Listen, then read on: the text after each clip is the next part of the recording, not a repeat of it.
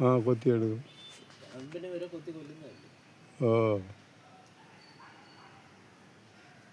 പാമ്പിന് പൂച്ചയും ഉപദ്രവിക്കും.